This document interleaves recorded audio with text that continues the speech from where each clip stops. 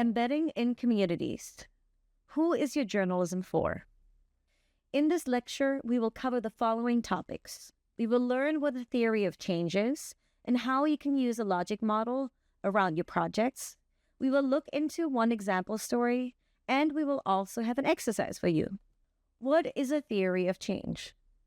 A theory of change is essentially a comprehensive description and illustration of how and why a desired change is expected to happen in a particular context. It is focused in particular on mapping out or filling in what has been described as the missing middle between what a program or change initiative does, meaning its activities or interventions, and how these lead to desired goals being achieved. A theory of change is also often presented as an if-then sentence. If we do the specific thing, then it will bring about this change. Let's take a look at the children's programming Sesame Street as an example. Today, we will walk through an example about Sesame Street to make some of the concepts we talk about more concrete. Imagine this scenario. It's 1968, January. A production team is engaging with early childhood educators, researchers, parents, and producers of TV shows for children like Captain Kangaroo. Through this engagement process, they identify a need for programming that's both educational and entertaining.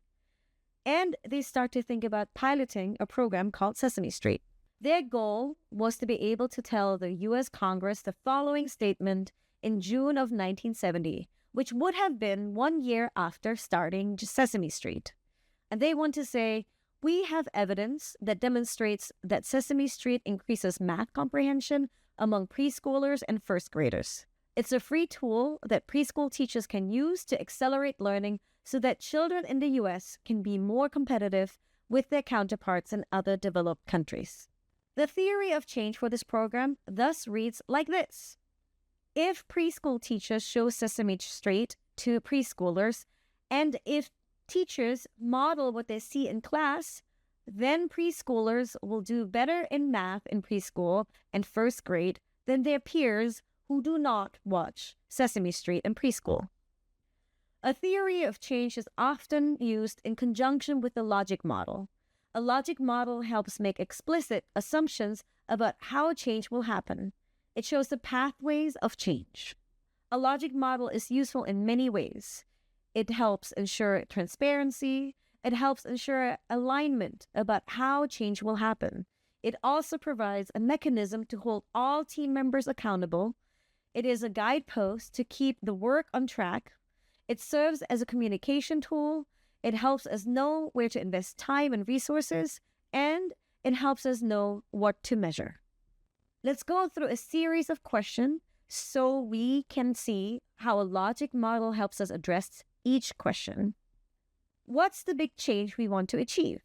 In this case, to improve competencies in math among children who watch Sesame Street in preschool. What's the specific long-term impact or intended results we want to achieve? We want an increased ability among preschoolers to make sense of problems and persevere in solving them in the first grade. And we want an increased incorporation of math into daily preschool life by preschool teachers. What are the factors that will help us bring about that long-term change? In other words, what is our medium-term outcome? We want increased practice time on counting, comparing, and describing objects and shapes. We also want to increase use of physical manipulatives to teach maths. What are the factors that will help bring about that medium-term change? Increased skills to do a simple addition and subtraction, as well as increased belief among preschool teachers about usefulness of programming. What are the actions we will do to create the change we want to see? We will produce pilot shows. We will pilot test those shows. We will produce shows, and then we will disseminate it. And who is it for? It is for preschoolers and for preschool teachers. Last but not least, what are the resources available to support our work? We will need personnel, time, funding, equipment, materials, staff, volunteers, space, and community partners. The complete logic model encapsulates many important parts of your project, from the resources and personnel you need to the output you are going to produce in order to achieve specific goals. You can find a template of this model linked on this slide. Let's take a look at a project that looked at misinformation. Misinformation and deepfakes are polluting our media ecosystem. These are issues that are known to much of the U.S. population. But this awareness does not always spread to immigrant communities who do not speak English. For this project, the reporter tried to follow various versions of a theory of change for each story. The reporter started by doing an information needs assessment with one community, Vietnamese people above the age of 50 in Oakland, California. They conducted a focus group interview with 30 people, did individual interviews, and analyzed the YouTube archive of one volunteer who donated her YouTube viewing history, roughly 17,000 plus views of videos, to the reporter. The reporter learned that many community members got their news on YouTube and from specific influencers who translated sites like far-right conspiracy sites into Vietnamese. This included websites like Newsmax or the Gateway Pundit. The first story focused on shedding light onto what we found. For some immigrant communities, the only news that is accessible to them is translated misinformation.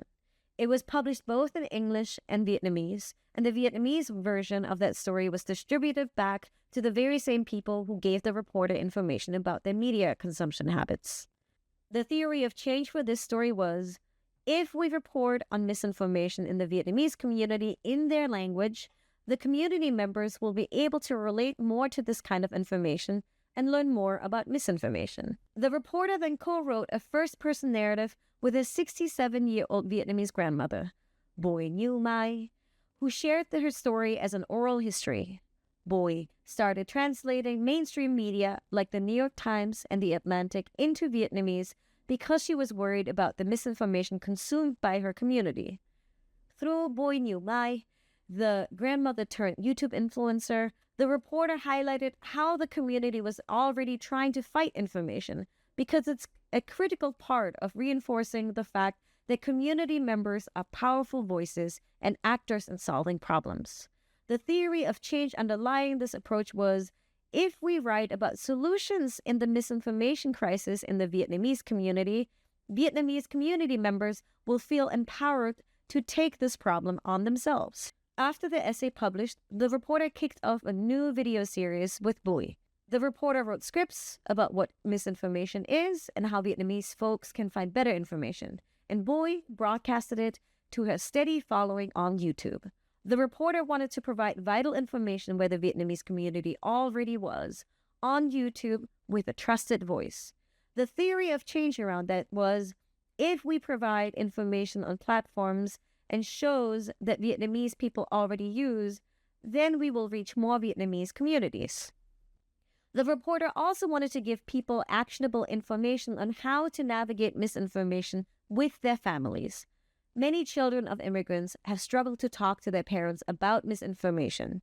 So, the next story became a guide for all second-generation immigrants on how to talk to their loved ones about misinformation, released just before the December holiday, when families are likely to gather in person.